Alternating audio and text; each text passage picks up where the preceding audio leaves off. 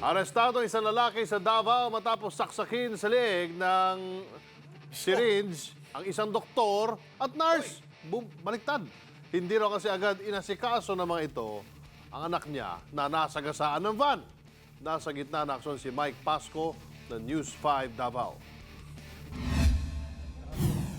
Imbis na bantayan ang naaksidenteng anak, nakakulong ngayon si Jesus Manalo matapos magwala sa isang ospital sa Davao City. Kwento ni Manalo, sinugod niya ang 6 na taong gulang na anak na lalaki sa Southern Philippines Medical Center Lunes ng umaga matapos masagasaan ang pampasahirong van.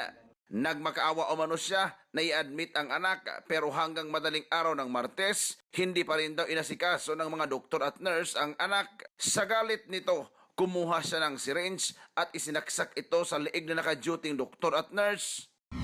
Wala nila tagda.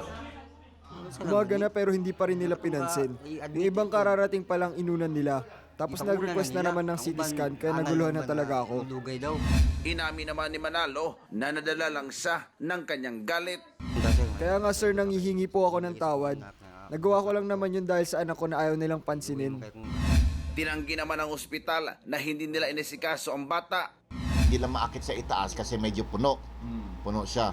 So, the patient was actually naka-traction. So, may ginawa talaga.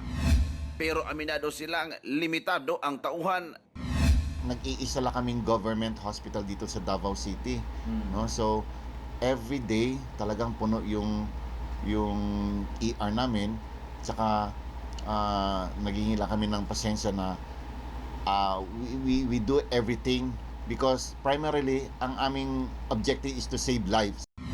Hindi na humarap sa media ang mga biktima na kinilalang sina Dr. Duna Jean Subaldo at nurse na si Leia Elica. Naka-admit na ang anak ni Manalo at patuloy na nagpapagaling sa ospital pero posible pa rin siyang maharap sa kasong frustrated murder. Umaaksyon, Mike Pasco, News 5, Davao.